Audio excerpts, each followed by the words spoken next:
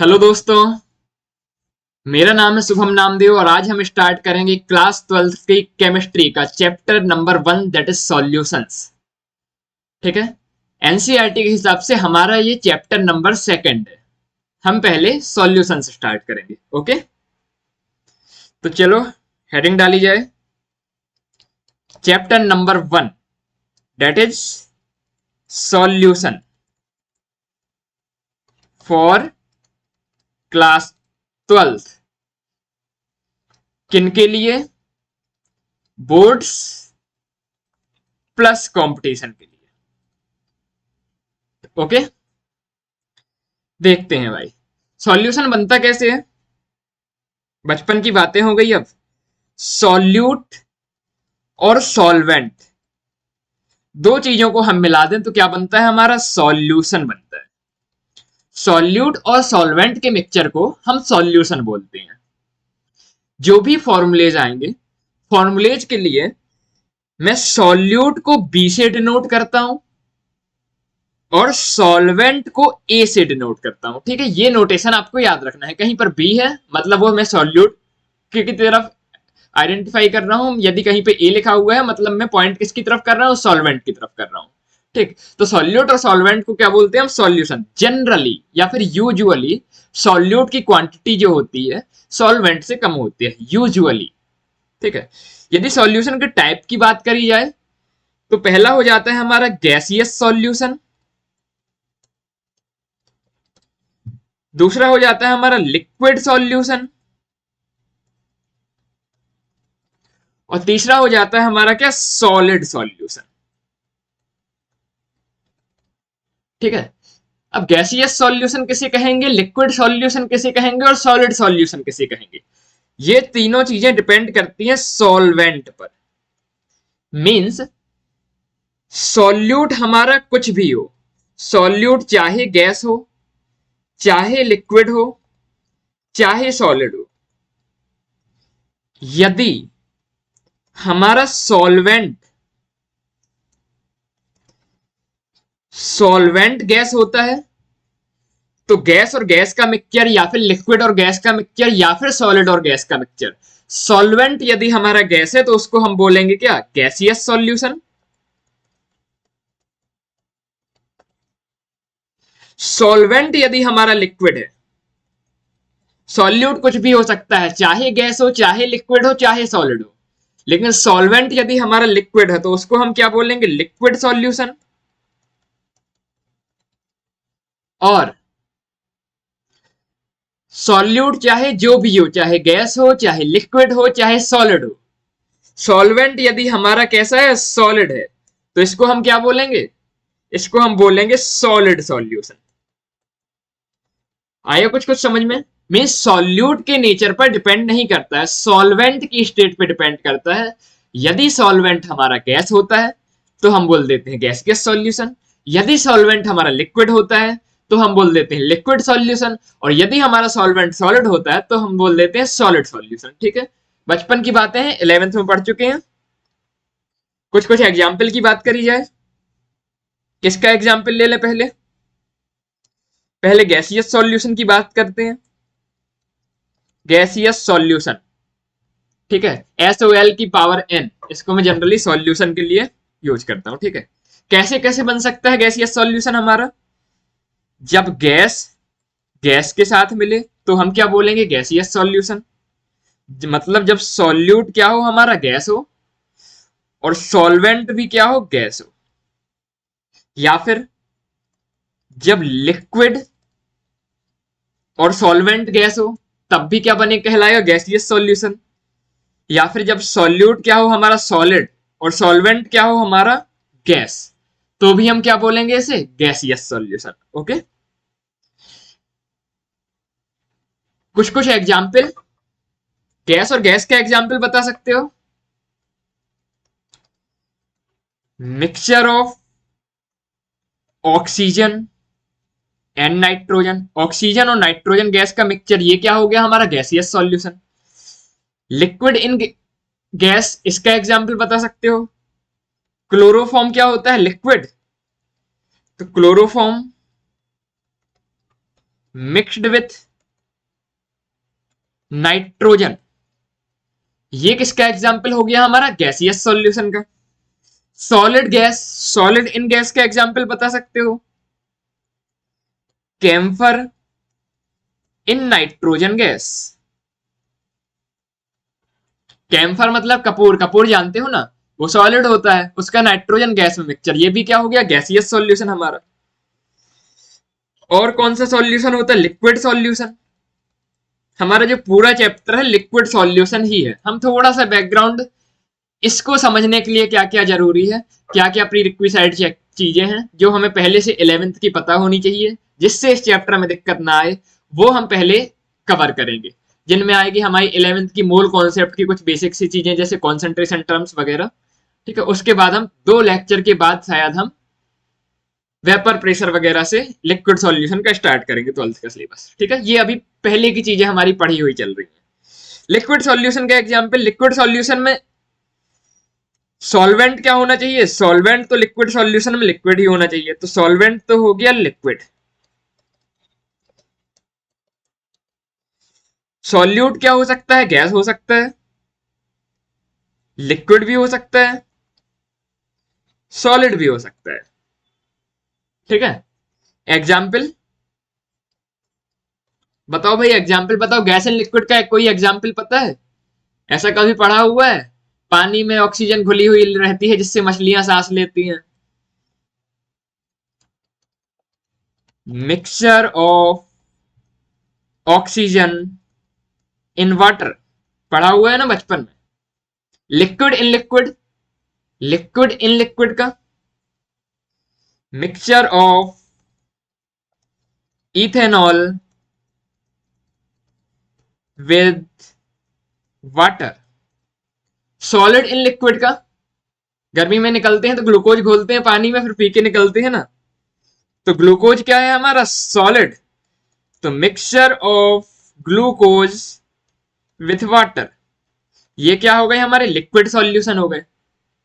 बात करते हैं तीसरे टाइप के, सॉलिड सॉल्यूशन। यदि सॉलिड सॉल्यूशन है तो कंपलसरी चीज क्या है? कंपलसरी चीज ये है कि जो हमारा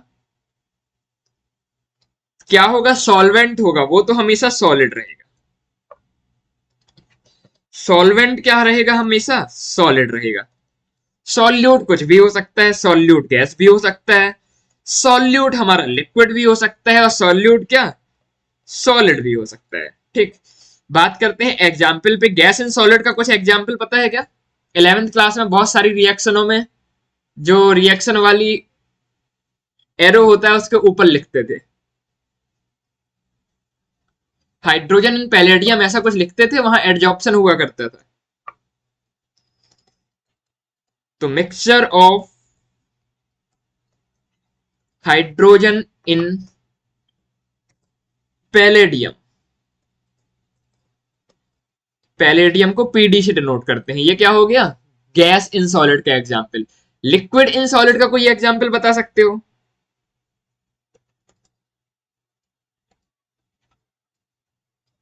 अमालगम ऑफ मरकरी विथ सोडियम, इसको हम क्या बोलते हैं? NaHG। ये क्या हो गया? लिक्विड इन सॉलिड का एग्जाम्पल। सॉलिड इन सॉलिड का example, copper dissolved in gold, ये क्या हो गया? सॉलिड इन सॉलिड का एग्जाम्पल। ये कॉपर डिजोल्व्ड इन सॉलिड क्या है?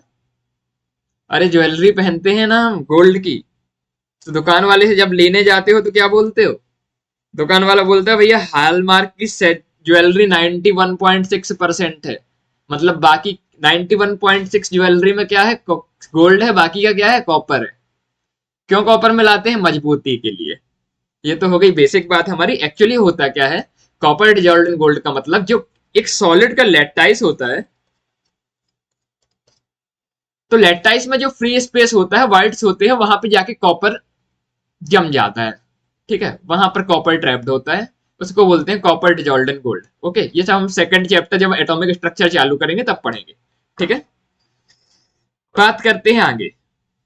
आगे कुछ कुछ चीजें जो हमें 11th क्लास की आनी चाहिए, जो हम 12th क्लास में हमें इस चैप्टर को पढ़ने के लिए जरूरत पड़ेगी। उसमें आते हैं हमारे कॉन्सेंट्रेशन टर्म्स।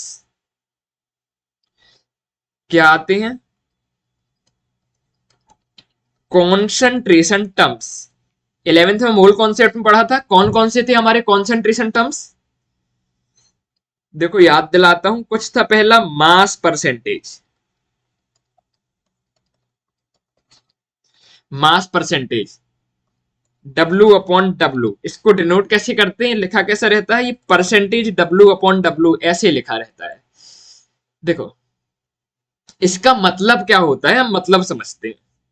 यदि कुछ चीज दिया हुआ है, मतलब मान लो हमें दिया हुआ है X% W अपॉन W। मान लो किस चीज का दिया हुआ है, यूरिया का दिया हुआ है। यूरिया का फॉर्मूला पता है? यूरिया का फॉर्मूला होता है नाच दो CO नाच दो। ठीक, तो इस चीज का मतलब होता है X gram urea is present in 100 gram solution.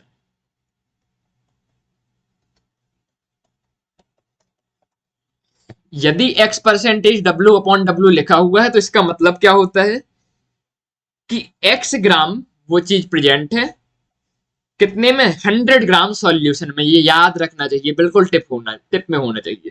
तो यदि क्वेश्चन में हमें ये ऐसा कुछ दिया हुआ है X% W अपॉन W, तो इससे हमें क्या क्या इंफॉर्मेशन मिल जाती है? इससे हमें सॉल्यूट का वेट पता चल जाता है। मैं बोला था सॉल्यूट के लिए मैं क्या यूज करूंगा, बी यूज करूंगा। तो WB ये किसका वेट है, ये सॉल्यूट का वेट है। तो सॉल्यूट का वेट मिल गया हमें, कितना है, X ग्राम। सॉल्यूशन का वेट हमें मिल गया। सॉल्यूशन क्या होता है, मैंने बोला था सॉल्वेंट के लिए क्या यूज करूंगा, ए यूज करूंगा। तो यहां देखो सॉल्वेंट प्लस सॉल्यूट लिखा हुआ है, दोनों का वेट कितना मिल गया हमें, 100 ग्राम। ठीक है, और क्या इंफॉर्मेशन मिल गई इस लाइन से हमें? तीसरी इंफॉर्मेशन हमें ये मिल गई कि सॉल्वेंट का वेट कितना है, 100 minus WB means 100 minus X ग्राम। ठीक है, इतनी इंफॉर्मेशन हमें X% W अपॉन W को देख के मिल जाती है। ये हमें एनालिसिस देखना आना चाहिए कि इसका मतलब क्या हुआ। ठीक है, मान लो एग्जाम्पल के लिए कुछ दिया है हमें पर 30% वेट बाई वेट ग्लूकोज। तो इसका मतलब क्या होगा, इसका मतलब होगा 30 gram glucose is present in 100 gram solution.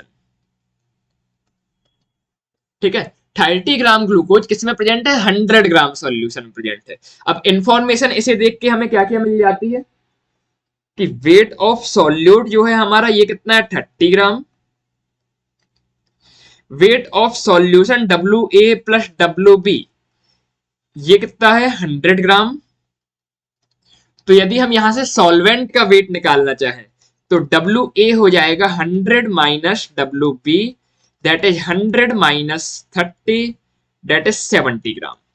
ठीक है, इस एक वर्ड को देख के, 3 वर्ड हो गए एक्चुअली, हमें इतनी इंफॉर्मेशन मिल जाती है। तो क्वेश्चन में क्या इंफॉर्मेशन है वो हमें समझ में आना चाहिए। सर ये सब तो आता है हमें, 11th में बिल्कुल रट के रखा है हमने। जिन बच्चों की थोड़ा सा 11th वेस्ट हो गई है या फिर उतनी अच्छी तैयारी नहीं हो पाई है, उसके लिए हम हल्का सा थोड़ा बहुत रिकैप देखते चलेंगे। ठीक है, यदि बात करें फॉर्मूला की, तो फॉर्मूला क्या हो जाता है, फॉर्मूला हो जाता है हमारा परसेंटेज W अपॉन W का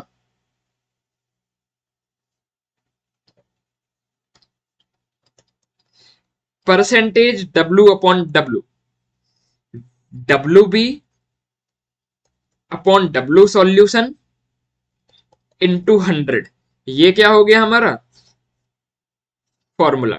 WB क्या है यहाँ पे, बी से मैं क्या रिप्रेजेंट करूंगा, हमेशा सॉल्यूट को रिप्रेजेंट करूंगा। ठीक है, W सॉल्यूशन क्या है, WA प्लस WB। ठीक, तो ये क्या करना है, हमें याद रखनी है। 11th से याद है, पहले चैप्टर में थे मूल कॉन्सेप्ट पे। आगे बात करो सर, आगे बात करो, जल्दी बात करो। चलो ठीक है, आगे चलते हैं। दूसरी चीज है हमारी mass by volume percent. Mass by volume percentage, इसको हम W अपॉन V से डिनोट करते हैं। ये परसेंटेज W अपॉन V ऐसे लिखा होता है। अब इसकी इंफॉर्मेशन को कैसे देखेंगे, मान लो हमें लिखा है X% W अपॉन V, किसी का मान लो H2SO4 का लिखा है, तो इसका मतलब क्या हुआ कि X gram H2SO4 is present in 100 ml solution। X gram H2SO4 किस में प्रेजेंट है, 100 ml सॉल्यूशन में प्रेजेंट है। एग्जाम्पल के लिए मान लो 49% W अपॉन V H2SO4 लिखा हुआ है, तो इसका मतलब क्या हुआ, इसको देख के क्या बोलोगे कि 49 ग्राम 49 ग्राम H2SO4 is present in 100 ml solution. ठीक है, हर चीज को याद रखना। X ग्राम ऊपर W का मतलब और V का मतलब 100 ml में बात हो रही है। ठीक है, ये चीज याद होना चाहिए।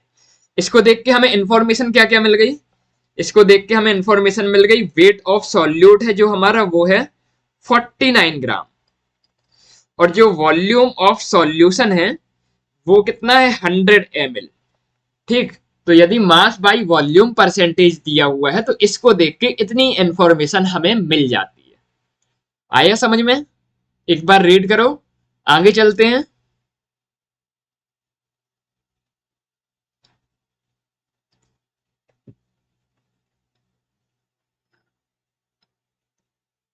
इसका फॉर्मूला क्या हो जाएगा, formula percentage W upon V। ठीक, वेट अपॉन वॉल्यूम है ना, mass upon volume, weight upon volume chemistry में बराबर होता है, तो परसेंटेज W अपॉन V का फॉर्मूला हो जाएगा weight of solute upon volume of solution, किसमें, ml में, और परसेंट बनाने के लिए क्या करते हैं, 100 का मल्टीप्लाई करते हैं। ठीक है, ये हो गया फॉर्मूला। क्या होना चाहिए, याद होना चाहिए। आगे चलते हैं। तीसरा है हमारा volume by volume percent.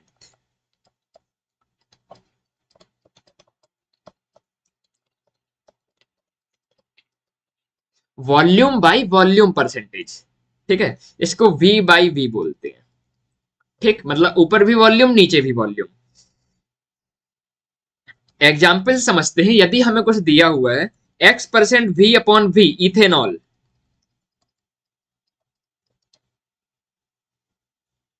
Ethanol का फॉर्मूला याद है, अरे सर ये तो 10th में ही याद कर लिया था, C2H5OH। ठीक, तो इसमें क्या इंफॉर्मेशन दी हुई है, देखो ऊपर भी वॉल्यूम है नीचे भी वॉल्यूम है, मतलब X ml ethanol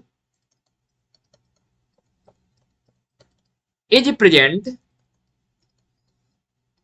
in 100 ml solution. ठीक है, इस लाइन का मतलब ये होता है। एग्जाम्पल के लिए कुछ मान लो 42.8% V upon V, volume upon volume,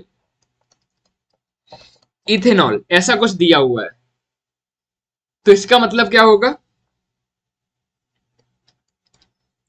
42.8 ml ethanol is present in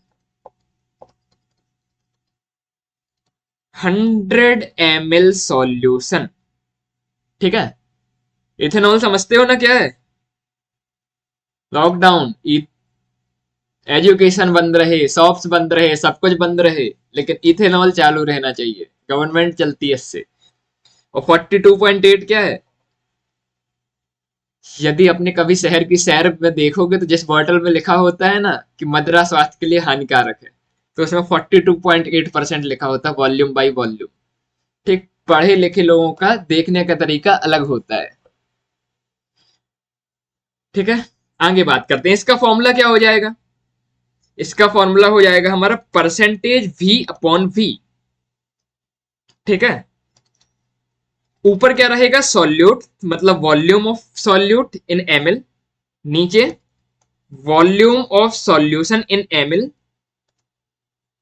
percentage में करने के लिए क्या करना पड़ता है? 100 का मल्टीप्लाई करना पड़ता है। किसी को यदि कंफ्यूजन हो तो फिर से बता दूं, वी बी, बी क्या डिनोट करता है हमेशा? मैंने स्टार्टिंग में बता दिया है, मैं बी से डिनोट करूंगा सॉल्यूट को और ए से डिनोट करूंगा सॉल्यूशन को। आगे चलें, देख लो इसे एक बार, फिर आगे चलते हैं।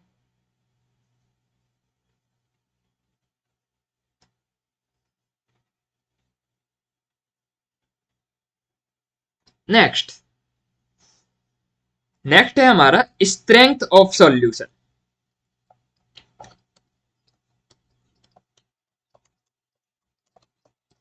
मान लो स्ट्रेंथ ऑफ सॉल्यूशन कुछ 30% दी हुई है, तो स्ट्रेंथ कैसी हो सकती है? जो जो अभी हमने पढ़ा, स्ट्रेंथ वेट अपॉन वेट में भी हो सकती है, वॉल्यूम अपॉन वॉल्यूम में भी हो सकती है, और वेट अपॉन वॉल्यूम में भी हो सकती है। देखो इस स्ट्रेंथ का मतलब क्या है? ये 30% वेट बाई वेट भी हो सकता है, ये 30% वेट अपॉन वॉल्यूम भी हो सकता है, ये 30% वॉल्यूम अपॉन वॉल्यूम भी हो सकता है। लेकिन यदि आपको नहीं बताया गया है कि वेट अपॉन वेट है या वेट अपॉन वॉल्यूम है या वॉल्यूम अपॉन वॉल्यूम है, केवल आपको इतना बताया गया है कि स्ट्रेंथ ऑफ सॉल्यूशन 30% है, तो आप क्या समझेंगे? बाय डिफॉल्ट आप समझेंगे 30% वेट अपॉन वेट है। ओके, एक और चीज, यदि वेट अपॉन वेट की जगह केवल इतना लिख दिया जाता है कि 30% बाई वेट, तो उसका मतलब भी क्या होता है? उसका मतलब भी यही वाली कैटेगरी होती है कि जब भी 30% बाई वेट केवल इतना लिखा हो, वेट बाई वेट ना लिखा हो, तब भी आपको वेट अपॉन वेट ही समझना है। ठीक है, एक और चीज जो याद रखने लायक है, कॉन्सेंट्रेटिक एसिड के लिए,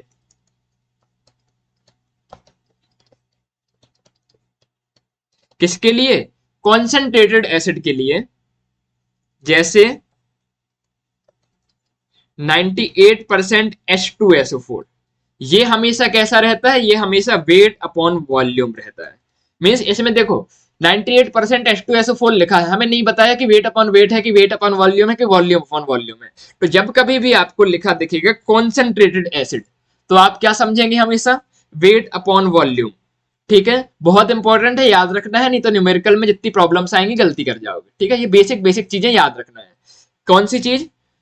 30% स्ट्रेंथ ऑफ सॉल्यूशन यदि दिया गया है, तो हम वेट अपॉन वेट मान के चलेंगे जब तक वो हमें बताता नहीं है कि वेट अपॉन वेट है कि वेट अपॉन वॉल्यूम है या वॉल्यूम अपॉन वॉल्यूम है। ठीक, पहली चीज हो गई। दूसरी चीज, यदि 30% बाई वेट लिखा है तो भी हम वेट बाई वेट मान के चलेंगे। और तीसरी चीज, जब भी कॉन्सेंट्रेटेड एसिड दिया होगा तो हम उसे वेट अपॉन वॉल्यूम लेके चलेंगे। ठीक, आगे बात करते हैं। नेक्स्ट बात आती है हमारी पार्ट्स पर मिलियन। पार्ट्स पर मिलियन, ठीक है, पार्ट्स पर मिलियन को पीपीएम से डिनोट करते हैं। ये कब यूज करते हैं? जब कोई चीज बहुत ही स्मॉल क्वांटिटी में होती है, वेरी वेरी स्मॉल क्वांटिटी में होती है, ट्रेसेज में होती है। जैसे यदि आपकी सिटी में आप रेलवे स्टेशन वगैरह के बाहर जाओगे तो आपको पॉल्यूशन का पैरामीटर लिखा हुआ होता है, तो वहां पे पीपीएम में लिखी रहती है एयर क्वालिटी। पीपीएम मतलब 1 मिलियन पार्टिकल्स में कितना पार्टिकुलेट मैटर प्रेजेंट है। ठीक है, तो मतलब जो चीज बहुत ट्रेसेज में होती है उसके लिए हम पीपीएम यूज करते हैं। मिलियन मतलब 10⁶। तो बात बस वही है, बस अभी तक हम 100 और लीटर और एमएल में बात कर रहे थे। जब 10⁶ में बात होगी, weight of solute upon weight of solution into 10⁶ में जब बात होगी, तो इसको हम क्या बोलेंगे? पीपीएम। यदि कोई चीज दी है एक्स पीपीएम, तो इसका मतलब क्या कहलाएगा? इसका मतलब कहलाएगा कि x gram solute is present किसमें, इन 10⁶ ग्राम सॉल्यूशन। ठीक है, आया समझ में। एक चीज पीपीबी भी होती है। पीपीबी मतलब पार्ट्स पर बिलियन, पार्ट्स पर बिलियन। कुछ नहीं है, बदलता है बस, मिलियन में 10⁶ था, बिलियन में 10⁹ हो जाता है हमारा। ठीक है, इतना इंपॉर्टेंट नहीं है पीपीबी। आगे बात करते हैं। नेक्स्ट है हमारा मोलैरिटी। क्या है, मोलैरिटी। और इसको रिप्रेजेंट किससे करते हैं, कैपिटल एम से।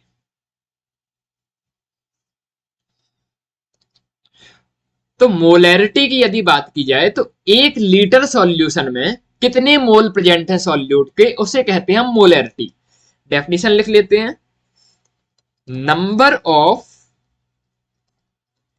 Moles of solute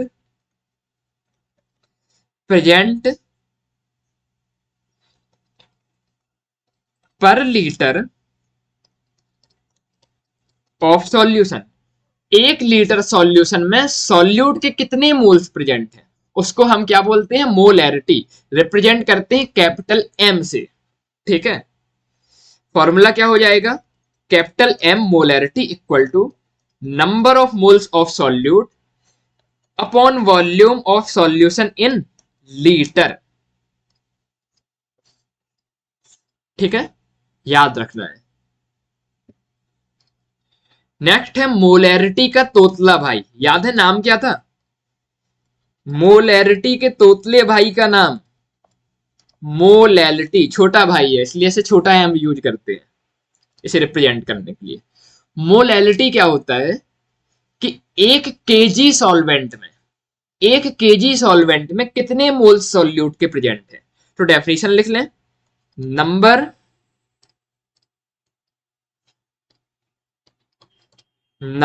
of moles of solute present पर केजी ऑफ द सॉल्वेंट। ये क्या कहलाता है हमारा, मोलैलिटी। मोलैलिटी। ठीक है, इसका फॉर्मूला क्या हो जाएगा, स्मॉल एम से रिप्रेजेंट करते हैं number of moles of solute यानी कि एनबी अपॉन वॉल्यूम ऑफ वो weight of solvent in KG. ठीक है, ये क्या हो गया हमारा मोलैलिटी का फॉर्मूला। अच्छा, 12th में पास आए हो, 11th पास करके, 11th का एक फेवरेट क्वेश्चन होता है स्कूल वालों का, मोलैरिटी और मोलैलिटी की डेफिनेशन बताओ और दोनों में से अच्छा पैरामीटर कौन है, कौन सा पैरामीटर ज्यादा अच्छा है। याद है क्या, आपके फाइनल में आया ये क्वेश्चन की नहीं, कि मोलैरिटी और मोलैलिटी में की डेफिनेशन बताओ और दोनों में अच्छा पैरामीटर कौन है। तो देखो इसमें लगता है थोड़ा सा कॉन्सेप्ट इस बात को समझने के लिए। क्या कॉन्सेप्ट लगता है, अच्छा पैरामीटर किसे बोलते हैं, जो चेंज ना हो, जो चेंज ना हो मतलब टेम्परेचर एंड कंडीशन के साथ चेंज ना हो। तो देखो जो वॉल्यूम होता है ये टेम्परेचर प्रेशर के साथ क्या होता है, चेंज होता है।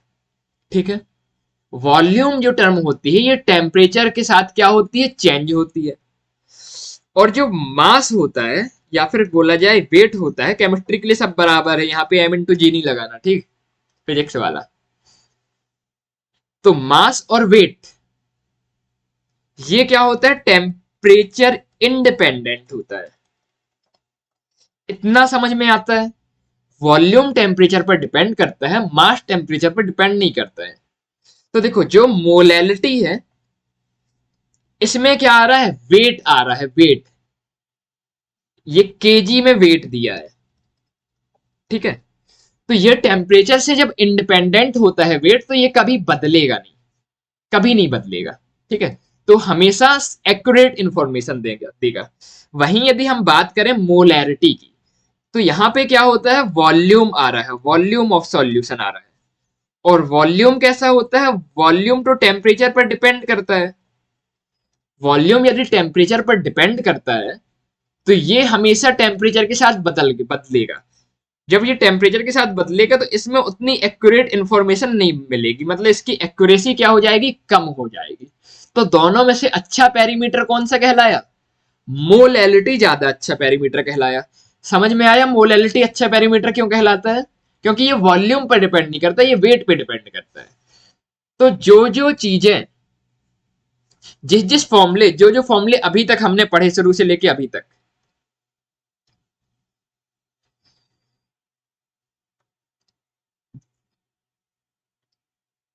कौन सा कलर यूज नहीं किया अभी, ग्रीन यूज नहीं किया, रेड भी यूज नहीं किया। तो जिसमें यदि वेट आता है तो उसको हम बोल सकते हैं ये कैसा होता है, टेम्परेचर इंडिपेंडेंट होता है। और जिसमें वॉल्यूम आएगा वो हम क्या बोलेंगे, वो टेम्परेचर डिपेंडेंट होता है, मतलब टेम्परेचर पर डिपेंड करता है। तो ये मास बाई मास, ये क्या हो गया हमारा, मास परसेंटेज, ये हो गया हमारा टेम्परेचर इंडिपेंडेंट। आगे देखते हैं mass by volume. Mass by volume में वॉल्यूम आ रहा है, वॉल्यूम चेंज होता है टेम्परेचर के साथ, तो ये कैसा हो जाएगा, टेम्परेचर डिपेंडेंट। तीसरा क्या देखा हमने, वॉल्यूम बाई वॉल्यूम, इसमें भी वॉल्यूम आ रहा है, तो ये कैसा हो जाएगा हमारा, टेम्परेचर डिपेंडेंट। ठीक है, क्यों, क्योंकि वॉल्यूम टेम्परेचर के साथ चेंज होता है तो पैरामीटर भी चेंज हो जाएगा। पार्ट्स पर मिलियन, इसमें देखो ऊपर और नीचे वेट आ रहा है, तो ये कैसा होगा, ये टेम्परेचर पे डिपेंड नहीं करेगा, मतलब टेम्परेचर इंडिपेंडेंट।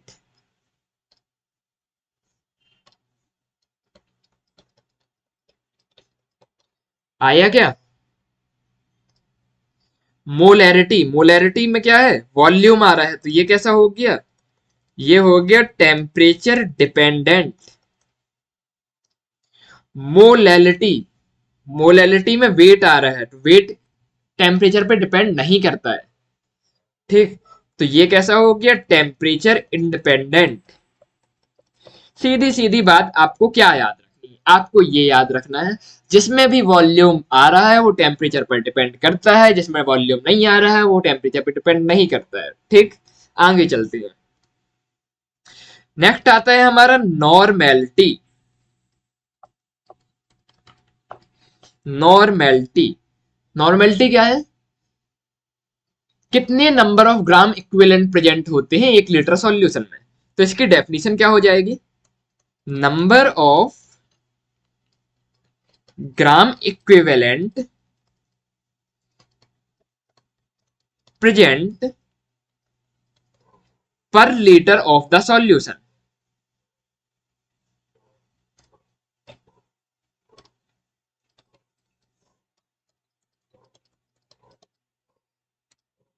नॉर्मेलिटी एन से रिप्रेजेंट करते हैं, क्या हो गई फॉर्मूला इसका, number of gram equivalent upon volume of solution in litre. Generally मुझे क्या पसंद है, नंबर ऑफ ग्राम इक्विवेलेंट वाला फंडा की जगह n into n factor use कर लिया जाए, एन इंटू एन फैक्टर। तो इसको मैं लिख सकता हूं n into n factor upon volume of solution in litre. ठीक है, ये एन इंटू एन फैक्टर आता कैसे है, किसी को याद है बचपन की बातें, 11th क्लास का मोल कॉन्सेप्ट, देखो याद दिला रहा, कौन से कलर से किया जाए, हाँ देखो, नंबर ऑफ ग्राम इक्विवेलेंट,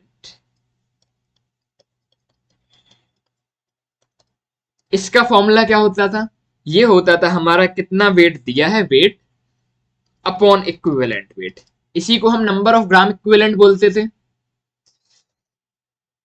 अब इक्विवेलेंट वेट को क्या बोल सकते हैं, इक्विवेलेंट वेट को हम बोल सकते हैं molecular weight upon n factor.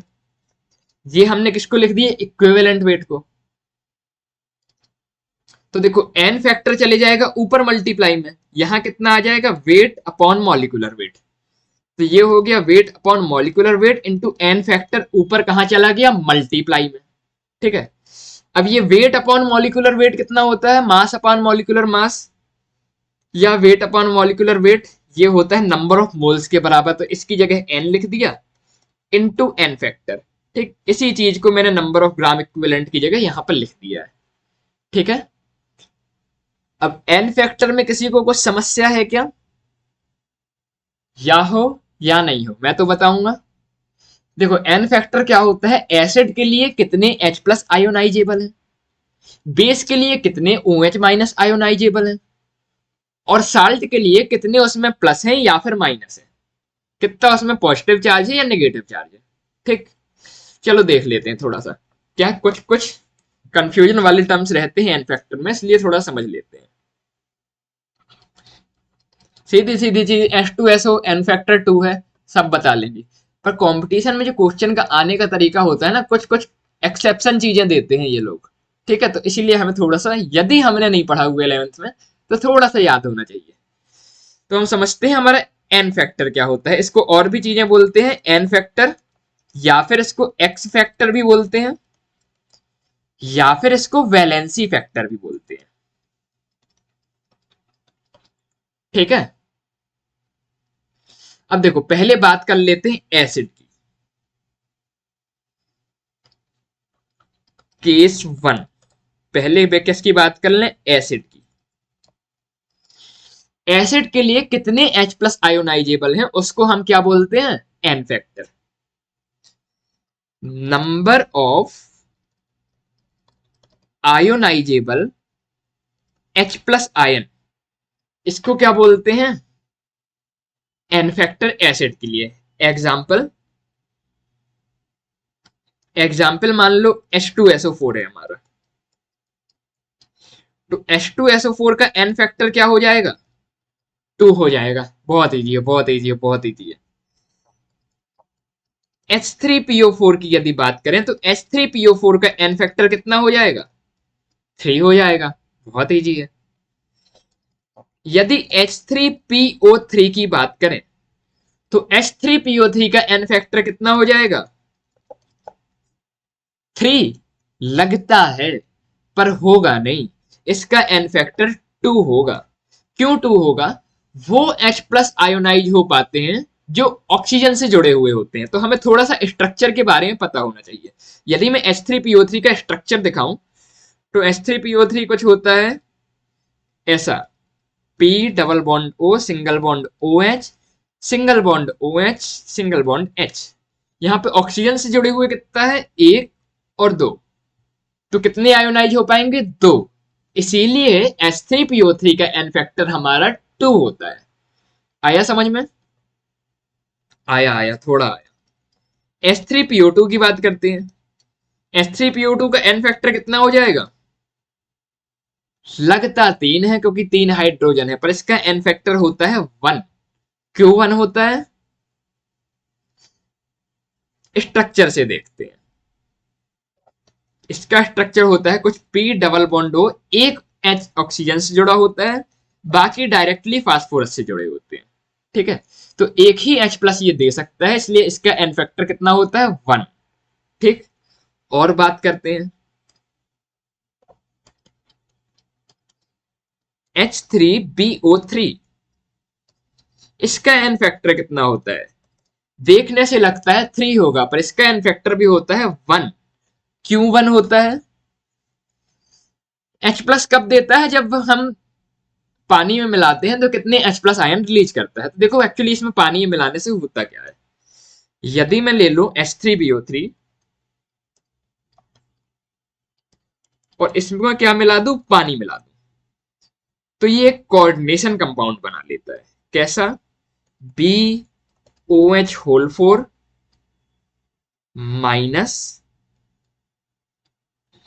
Plus H plus, means H3BO3 खुद कोई H प्लस नहीं देता है, बल्कि ये जो हमारा H2O था इसका OH माइनस ले लेता है और H प्लस H2O का बच जाता है।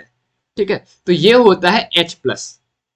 यदि हम H3BO3 के स्ट्रक्चर की बात करें तो इसका स्ट्रक्चर होता है कुछ B O H O H O H से। अच्छा, ऐसा होता क्यों है? बड़ा कॉन्सेप्ट है, हमको पढ़ने मिलेगा अपनी इसी क्लास में, हमको पढ़ने मिलेगा। शॉर्ट में बता देता हूं, बी के पास क्या होता है, बोरोन के पास वेकेंट ऑर्बिटल होता है। तो वेकेंट ऑर्बिटल के कारण यहां पर जो इसके पास दो दो चार दो छह जो इलेक्ट्रॉन है, लेकिन ऑक्टेट रूल के हिसाब से 8 होने चाहिए। तो 8 कंप्लीट करने के लिए ये क्या करता है, एक पेयर ले लेता है देने की जगह। ठीक है, देने की जगह ले लेता है, तो यहां पर क्या आ जाता है, यहां पे हमारा नेगेटिव चार्ज आ जाता है बी के ऊपर, और एक H प्लस बचता है। ठीक है, देखो कंपटीशन और बोर्ड में बस इतना सा डिफरेंस होता है। कितना डिफरेंस होता है? सीधे सीधे क्वेश्चन H2SO4 जैसा बोर्ड दे देता, और कंपटीशन हमारे थोड़ा सा ऐसे क्वेश्चन दे देता है जिसमें थोड़ा सा ज्यादा दिमाग लगाना होता है। ठीक, ये तो बात हो गई हमारी एसिड की। अब चलते हैं बेस के पास। Case two, bases. बेसिज की यदि बात करें तो एल्कली हाइड्रोक्साइड है, एल्कली मेटल के हाइड्रोक्साइड MOH के फॉर्म में रहेंगे। एल्कलाइन अर्थ मेटल के हाइड्रोक्साइड MOH होल ट्वाइस के फॉर्म में रहेंगे। ये फर्स्ट ग्रुप सेकंड ग्रुप की बात हो रही है, जिनको बिल्कुल 11th में कुछ भी नहीं देखा है, सीधे 12th में आए हैं, उनके लिए बता दे रहा। जो 13th ग्रुप होते हैं उसके एलिमेंट्स कुछ AlOH होल थ्राइस कुछ इस टाइप के रहेंगे। तो जब इनके लिए एन फैक्टर की बात की जाएगी, तो बेसिस के लिए एन फैक्टर होता क्या है, number of OH minus ion. कितने OH माइनस आयन बेस देता है, तो ये कितना देगा, ये देगा एक हमारा, ये कितना देगा, दो देगा, ये कितने देगा, थ्री देगा। ठीक है, ये बेसिस का बिल्कुल इजी इजी सा हो जाता है। अब तीसरा बात करते हैं साल्ट के लिए। केस थ्री, साल्ट की बात करते हैं। तो साल्ट के लिए एन फैक्टर क्या होता है, कितने प्लस है या कितने माइनस है, टोटल पॉजिटिव चार्ज और टोटल नेगेटिव चार्ज। ठीक, मान लो NaCl है हमारा, CaCl2 है हमारा, AlCl3 है हमारा। इनके लिए एन फैक्टर थोड़ा सा दिमाग में सोचना कितना कितना कितना होगा। देखो या तो पॉजिटिव, देखो यहाँ और लगा हुआ है, मतलब या तो पॉजिटिव देख लो या नेगेटिव देख लो। Na के ऊपर एक प्लस है, Cl के ऊपर एक माइनस है, तो एन फैक्टर कितना हो गया, 1। या तो पॉजिटिव ले लिया या नेगेटिव ले लिया। यहाँ कैल्शियम, कैल्शियम के ऊपर 2 प्लस हो गया, क्लोरीन के ऊपर माइनस होगा, लेकिन एक माइनस नहीं, टोटल देखो, टोटल लिखा हुआ, टोटल माइनस कितने हुए, क्लोरीन के ऊपर एक माइनस लगा है और क्लोरीन के दो एटम है, तो टोटल कितने हो गए, दो माइनस। तो इसका एन फैक्टर कितना हो गया, 2। एल्यूमिनियम की बात करते हैं, तो एल्यूमिनियम का चार्ज 3 प्लस वैलेंसी, क्लोरीन के ऊपर एक माइनस, और माइनस कितनी बार है, 3 बार, 3 क्लोरीन के एटम है ना। तो एन फैक्टर कितना हो गया, या तो पॉजिटिव देख लो या नेगेटिव देख लो, ये हो गया कितना, 3। एक बार इस पूरे एन फैक्टर कॉन्सेप्ट को समझना, अच्छी से देखना, फिर नेक्स्ट में चलते हैं। एसिड का देख लो एक बार, बिल्कुल दिमाग में अभी बैठा लो। और सबसे इंपॉर्टेंट क्या है, हम क्या देख रहे हैं, फिजिकल केमिस्ट्री। फिजिकल केमिस्ट्री में फॉर्मूले बहुत इंपॉर्टेंट है, तो जितने भी फॉर्मूले मैं आज की क्लास में बताता हूं, उतने फॉर्मूले आज के आज याद कर लेना, पहली चीज। दूसरी चीज, एक शॉर्ट नोट्स बनाना जिसमें केवल फॉर्मूले फॉर्मूले लिखे हो, क्योंकि फॉर्मूले की बहुत इंपॉर्टेंस रहेगी, बहुत इंपॉर्टेंस रहेगी। तीसरी चीज, अपने नोट्स लिख लिख के बनाते जाना, क्योंकि अपनी राइटिंग का लिखा हुआ समझ में आता है। ठीक है, एसिड का देख लिया, बेस का देख लो। अले ये क्या हुआ, बैक में जाओ। हाँ, बेस का देख लो।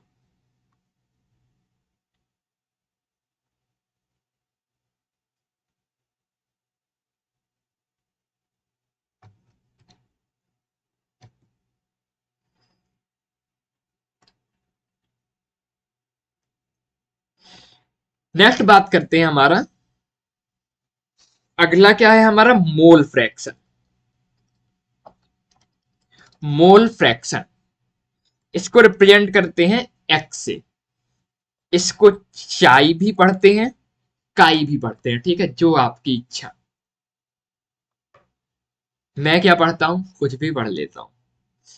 तो मोल फ्रैक्शन देखो क्या होता है, सॉल्यूट और सॉल्वेंट को मिला देते हैं हम, तो क्या बनता है हमारा सॉल्यूशन। मैंने आपको क्या बोला है, सॉल्यूट के लिए मैं बी यूज करूंगा, सॉल्वेंट के लिए ए यूज करूंगा। तो यदि मैं बात करता हूं मोल फ्रैक्शन ऑफ सॉल्यूट यानी कि एक्स बी की, तो ये होगा number of moles of solute, number of moles of solute upon total number of moles. Total moles मतलब सॉल्यूट और सॉल्वेंट के मिला के, ठीक है। यदि मैं बात करूं मोल फ्रैक्शन ऑफ सॉल्वेंट,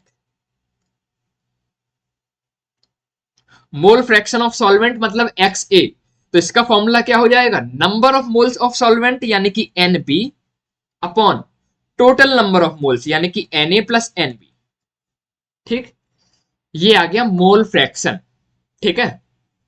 एक चीज और देख सकते हैं यहां से, यदि मैं एक्स बी और एक्स ए को ऐड कर दूं, तो देखो n B upon N A plus N be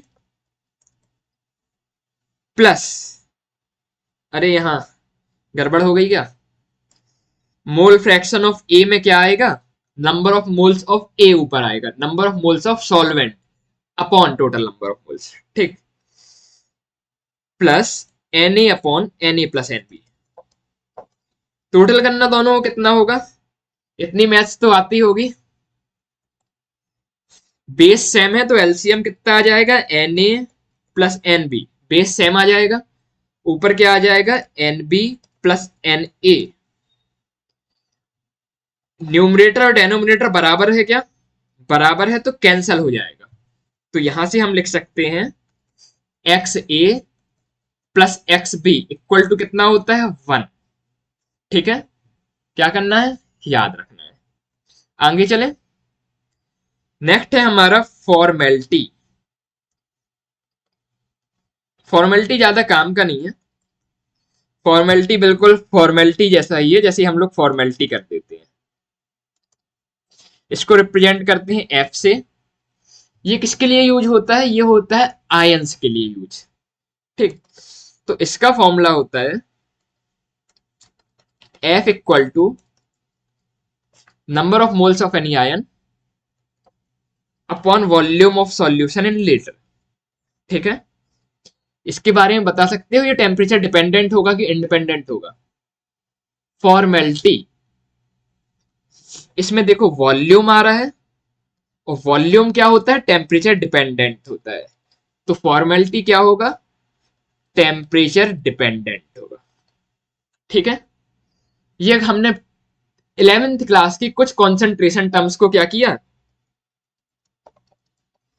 revise किया, जिनकी जरूरत हमें क्या पड़ेगी, 12th क्लास में पड़ेगी, ठीक। ये बिल्कुल बेसिक सा लेक्चर था। अब नेक्स्ट लेक्चर में हम क्या देखेंगे, इन कॉन्सेंट्रेशन टर्म्स के बीच में रिलेशन देखेंगे और इनके ऊपर कुछ न्यूमेरिकल करेंगे। तो वो चीजें आपको जब समझ में आएगी जब आपको ये पूरे फॉर्मूले याद होंगे। देखो हम डेरिवेशन पे बिल्कुल नहीं जाएंगे, वो डेरिवेशन वगैरह के लिए हमें पूरा मूल कॉन्सेप्ट चैप्टर पढ़ना पड़ेगा, वो तो हम 11th में पढ़ चुके हैं, ठीक। तो यहाँ पे हम केवल फॉर्मूले फॉर्मूले बस रिकैप करते जाएंगे, फिर अपना चैप्टर स्टार्ट करेंगे। पहले हम उतना बेस बना लेते हैं जितना हमें पढ़ने के लिए जरूरत है। आपको क्या करना है, पूरे फॉर्मूले याद करके आना है, पहली चीज। दूसरी चीज, शॉर्ट नोट्स में सब भूल जाते हैं, सब इंसान है, मैं भूल जाता हूँ, आप भूल जाते हैं। भूलना जरूरी भी है, नहीं तो पुराने सैड मोमेंट्स हमें याद रहते, हम हमेशा दुखी रहते। तो भूलना एक अच्छी चीज है, पर एक साल के लिए ये चीजें हमें याद रखनी है, इसलिए अपने शॉर्ट नोट्स बना लीजिएगा, उसमें पूरे फॉर्मूले लिख लीजिएगा, फॉर्मूला फॉर्मूला फॉर्मूला याद होना चाहिए, याद होना चाहिए, याद होना चाहिए, वरना क्वेश्चन देख के ब्लैंक हो जाएंगे, कुछ समझ में नहीं आएगा, ऐसे हाथ पे हाथ रख के बैठ जाएंगे, ठीक है।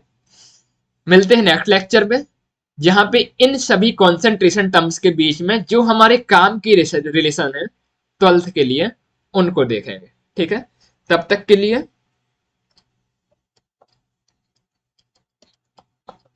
Thank you all.